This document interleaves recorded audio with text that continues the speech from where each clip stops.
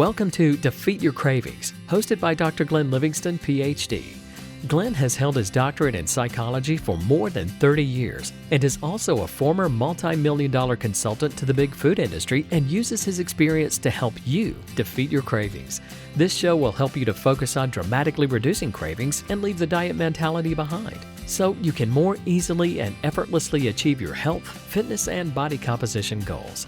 Please remember, no doctor-patient relationship is created via this show, and you are responsible for confirming any changes to your diet, health, or psychological routines with an appropriately licensed professional before implementing them. Now, before we get started, if you haven't yet downloaded the free smartphone app to access dozens of these recordings all in one place, as well as to avail yourself of a confidential community for support, motivation, and assistance, please visit the podcast link on defeatyourcravings.com as soon as possible. And now, here's your host, Dr. Glenn Livingston. Well, hey, this is the very good Dr. Glenn Livingston, and I'm here with a kind woman named Chantel, who's agreed for me to record her session so you can benefit from her experience and strength and hope and wisdom and struggles and observations and questions and all the like. Chantel, how are you today? Good, thanks. Good. I'm looking forward to talking to you. So why don't you catch me up a little bit? What's your experience? How did you come to us? What's it done for you so far? Where are you struggling? So I had probably bought the book about 6 months ago and I didn't really read it. And I probably read it about a month ago and I've been trying to apply the principles, but I just become unstuck, like going into the urge to binge. Like I just find myself just going into it. I think I'm missing a lot of squeals. I don't think I haven't quite got the grasp of it all. Okay, let's see if we can fix that. What do you binge on? What do you typically go to first? It would be like breads and cereals and carbs. Flour? Yeah. What role would you like flour to play in your life? I used to not eat it. I used to do like a low carb approach, just eat vegetables, and I did really well on that. And then it was after my second pregnancy, they say to eat them when you're pregnant for the baby. And then after that, that's when I've really struggled, is to have it in my life. Like I just find if I eat some, I just want it all. Like I just can't find that balance. But then my head's like, the doctors say that it's healthy and that you need the proper balance. So I kind of find that it's probably the pig squealing. Is there a doctor telling you that you need to eat more flour and sugar? No, not really. They're just more vegetables and, they don't really recommend flour and sugar. I think it is probably a pig squeal. They're telling you that you need to have like fruit and vegetables, that the carbohydrates in those are healthy, but they want you to avoid sugar and flour? Just when you're pregnant, not that I'm pregnant now, but that's when I got that recommendation to eat grains for your folic acids and stuff like that. I see. But they're telling you to have grains as opposed to flour? No. Just in general, like a healthy balance. They say grains and proteins and dairies and just, the recommended pyramid they tell you. I'm trying to get a fix on what you really believe would be healthy eating for you personally and what role sugar and flour would play. I do know a little bit about nutrition because I've read lots to try and help myself, but I know that I don't need it. Like I know that you can get all that you need from vegetables and lean proteins and you really don't need it. I know that logically, but the squeal I feel comes and tells me all this stuff. I don't want you to feel like you have to please me in any way. I'll help you with whatever diet you want to. I'm just trying to understand, would you feel better, not your pig, but would you feel better if you got sugar and flour out of your life entirely? A part of me says yes, but then a part of me says I just want to be normal like everybody else. So I'm not sure if that's me or if that's the squeal that I'm missing. Well, let's play it two ways then. Let's say there's one set of rules where we do an experiment that we don't eat sugar or flour for 90 days. So for 90 days, I will never eat sugar and or flour. And then let's do the other way where for 90 days, if you were going to have a little bit of sugar and flour, how would you manage that? Besides binging, I'd probably mainly just have like a starchy oats or something for breakfast. Maybe like a slice of toast eggs or something, but... Okay, except for oats at breakfast. Do you ever binge on oats at breakfast?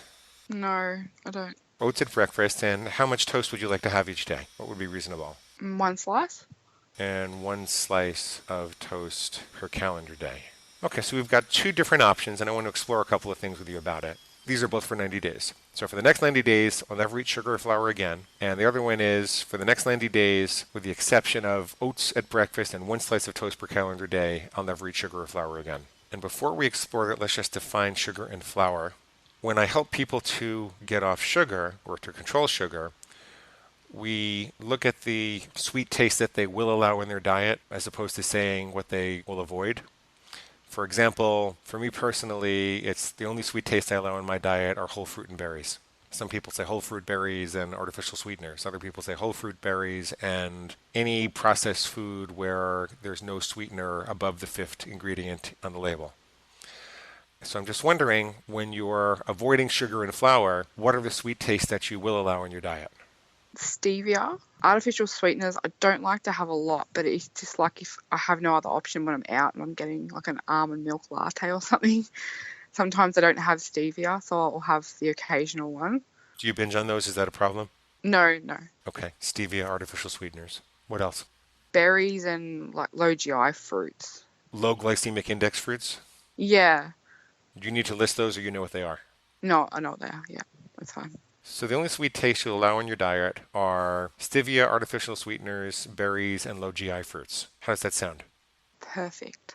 Okay. And then in terms of flour, is there any flour that you will allow in your diet? I know we have the oats and we have the toast exceptions, but... No, I don't think I need it, really. Okay.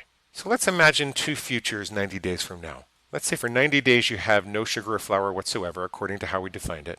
What's different in your life in 90 days as compared to now? I'm not binging. I'll have more energy. My mind would be freer. My skin would be better. My moods would be better. I'd save money on the binge food. I'm getting through more tasks that I've been putting off. I'll be healthier. My fitness will be improved because I'll have more energy to do more workouts. That's about all I can think of. Okay. Can I ask you some details about those? Yeah. You said you'll have more energy. What would you be doing with that energy? Spending it with my kids, my partner. I need a job search, so I could be able to have more time to job search. Tidying up around the house more. I've some jobs I've been putting off that I need to do. And just in general, get out and exercise more and You'd embrace your life. Yeah, live life. Yes. What would you do with the kids? Take them out, play more. Take them out to like zoos and stuff. How old are they? 3 and 8. Oh, very impressionable time of their life. I know, so it's very important because they're both girls and I really don't want them to follow mummy's suits and have a bad relationship with food. You said you'd take off some weight. How much weight would you take off? I lost 61 kilos before my binging got really bad. And I've probably regained about 8 kilos of that. And I really don't want to go back any further. Okay, that's good. You only gained 8 kilos. It's a good sign. Yeah, I started it like when my first daughter was born, after she was born. And the biggest driver was I didn't want her to know me being obese and living the same life that I'd lived. So I really don't want to go back into that lifestyle at all. You still have a window. They're still forming their identities. You still have a window to fix that. Yeah, that's great. Sounds like you've been thinner since you had your daughter too. You said your mind would be freer. What would you do with that free mental energy? Look for a job because I've been a stay-at-home mum, so I want to look either to study or get back into work. I want to get back into like craft, like maybe renovating furniture and stuff. Oh. Yeah, some fun stuff. I wouldn't mind doing some volunteer work with my family, just to spend more time with them and just engaging in their lives a bit more than kind of getting out of my own head. Very good. You said you'd be more productive. Is that with regards to the job search and tidying up, or is there something else you want to do? Just that, yeah. You said you'd exercise more. What kind of exercise would you do? I used to exercise 6 times a week, half an hour to an hour a day, but that's kind of dropped off again, and because my energy's got really bad from eating all the yucky food, and so I just would really like to get that fitness back because I felt really good being that fit. What did it feel like?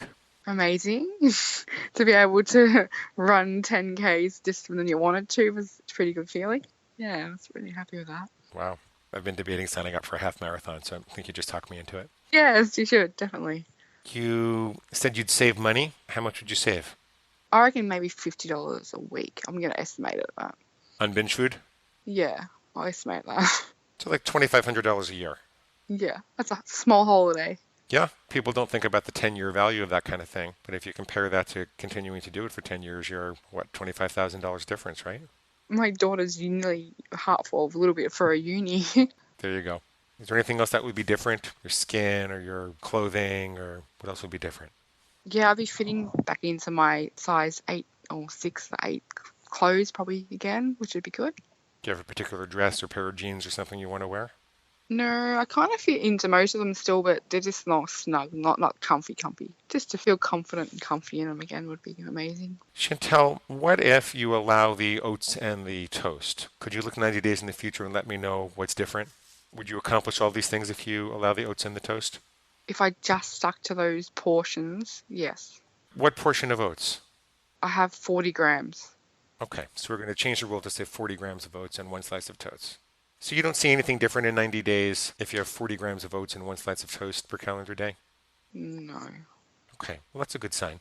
If I can just stick to that, I don't think it would be any different.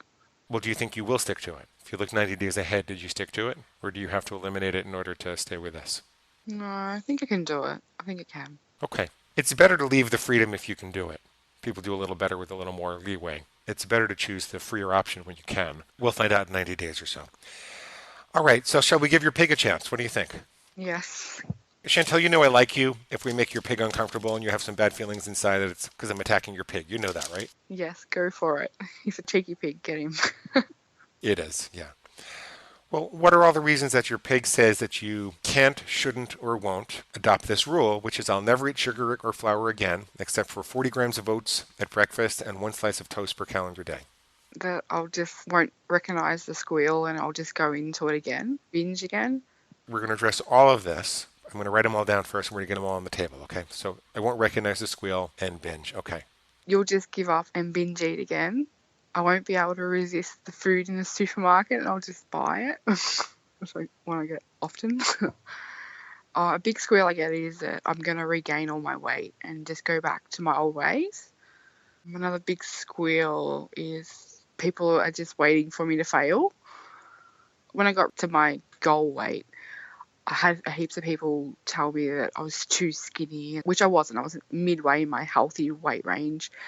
But they were like, oh, you're too skinny. And then they get lots of thoughts about, oh, you're too skinny. And people think you need to eat, basically. So that's one that the pig uses now, is that you need to eat when I don't. But it says that a lot. Yeah, that's about all I can think of. Okay, very good. Let's talk about these one by one, okay? What I want you to do is jump back up into your higher self and look for the lies in what the pig is saying. And you can ask me for help any place you need it. You won't recognize the squeal, and therefore you'll binge. Where's the lie in that? That I'm now aware, so I'm going to be more onto it a bit. Well, let me ask you a question. If we have a really clear definition of what your food rule is, we only have one. I'll never eat sugar or flour again except for 40 grams of oats at breakfast and one slice of toast per calendar day for 90 days. If that's the rule, what could the pig say that you won't recognize? Anything off that rule, I'll recognize, yeah. Anything off that rule is a squeal by definition, right? Yeah. Failure to recognize the pig is always a problem with the rule. If the rule is perfectly clear, unambiguous, then there's nothing the pig can say or do to fool you. It's like watching a bunch of eggs come down a conveyor belt. All of a sudden, there's a watermelon. That watermelon is not going to sneak by. It's just really, really clear. When I recognize that there's a squeal, like I see the watermelon, I recognize that's the watermelon. But what happens when you still go in, like, no, you still want to binge? Do you know what I mean? That wanting, is that a squeal as well? It's not a squeal. That's called a reversal of intent, and some people listen to the reversal of intent. We call that a conscious pig party. People have conscious pig parties for one of several reasons. One is that they are experimenting with their free will. See, when you've got this definition and it's really clear what a binge is and what a binge isn't, people realize that they could choose to binge if they want to. And some people want to go through a period of experimenting to decide whether or not they really want to stop.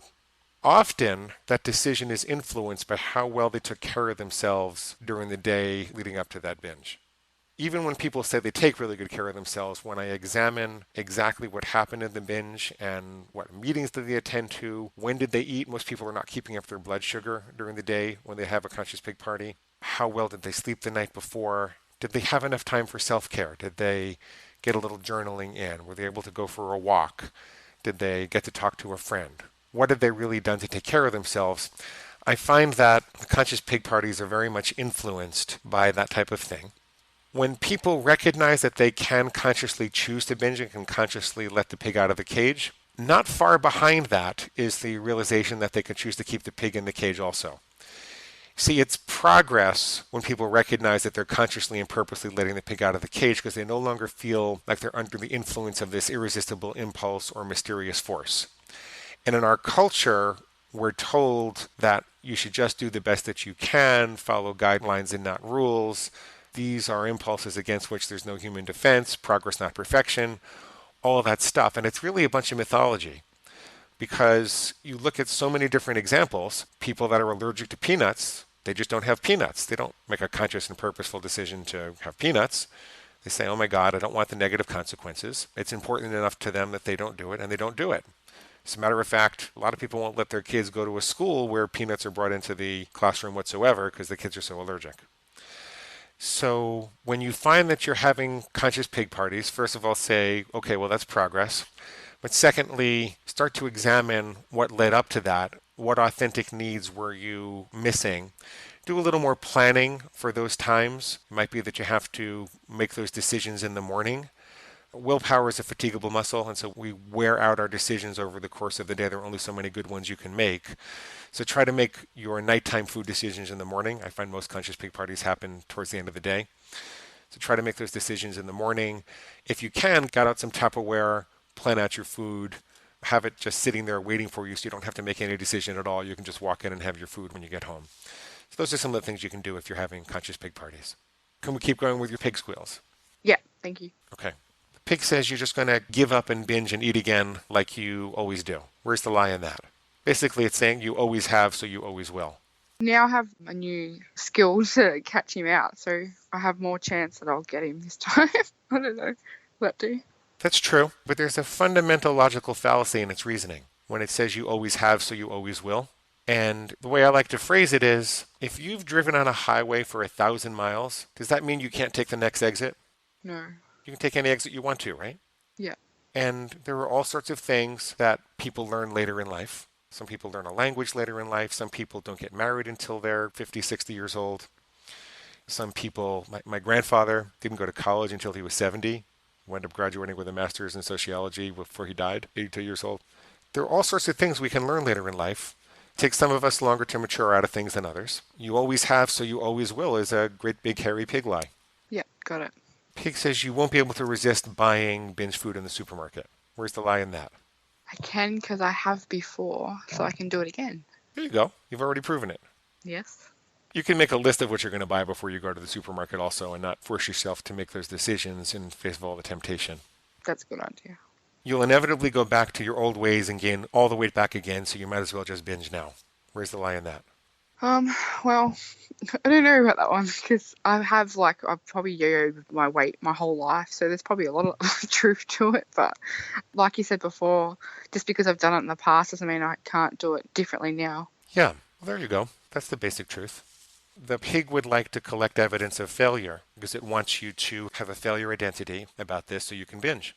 But you can choose to collect evidence of success. You can choose which lens you view the world through. That's a good way of thinking about it. Yeah. People are just waiting for you to fail, so you might as well make them happy now and binge. Where's the lie in that? Most of my friends and family, I think, were happy. Most of them are happy that I'm healthier and more vibrant and a better version of me. So I don't think they would want bad upon me. Why do you care about the people who want you to fail anyway? Well, that's true. That's very true. I shouldn't. They're not really your friends if they want you to fail. That's very true. I haven't looked at it like that, but that's very true. Your pig would like to think that their opinion is the most important. Yes, that's true. People will tell you that you're too skinny and you won't be able to take it, so you'll binge. Where's the lie in that? Their opinions don't matter. Yeah. They're going to be negative. It really doesn't matter. That's true. You can let them wallow in filth with their pigs if they want to do that. The real thing to tell yourself about that is, set a goal weight with your doctor. Figure out where you need to be, measure your blood levels, be really objective and scientific about where you need to be. And then all these people's opinions, who cares? That's true. That's a good idea. The cultural opinion about what a normal body weight is really warped. That's true. If you look at the statistics on the minimization of disease and the maximization of longevity, and you look at the real health statistics, you can figure out where you need to be. And it's usually lower than the point where people will start telling you that you're too skinny. They're just doing that because they want to feel normal where they are. They don't want to face the damage to their health that they're doing and that type of thing. There is such a thing as too skinny, but that's objective also. Yep. Well, how confident are you that for the next 90 days you're going to have no sugar or flour except for 40 grams of oats at breakfast and 1 slice of toast per calendar day? Oh, I could say 70%. Uh-huh. Where's the other 30% coming from? I'm still getting the squeals, and I'm going to just go all right for a few days and give up. You're going to give up in a few days? Yeah, that's saying. Have you heard me help people beat that before? No, I don't think I have. Well, your pig is pretending like it has a time machine. And it's pretending like it's going to attack you in a few days, but really it's attacking you right now. And the only time you have to defend yourself is now. It doesn't have a time machine. I had an aha moment when you said that. I'm like, oh, I get it. It's better if you say it. Put it in your words. If I don't binge now, I never binge again. Yes. Only now, yeah. I get it. The future is an infinite string of nows. That's cheeky. That's very cheeky. The pig is trying to be clever by pretending it's attacking you in the future, but it's not. Yeah. How confident are you that you're never going to have sugar or flour for the next 90 days except for 40 grams of oats at breakfast and 1 slice of toast per calendar day? 100%. You are 100%, so that was the main one, huh? I've got him. He's gone down. He's going down. Good for you. So you're 100% even if your pig has other ideas. Yes. Do you have any questions or concerns? No, thank you so much. You're very welcome. And that brings us to the end of today's broadcast of Defeat Your Cravings, hosted by Dr. Glenn Livingston. Now, if you'd like to find out more about the products and services Dr. Glenn offers to help you dramatically reduce your cravings and stop overeating in 90 days or less, please visit defeatyourcravingscoaching.com. That's defeatyourcravingscoaching.com. Thanks.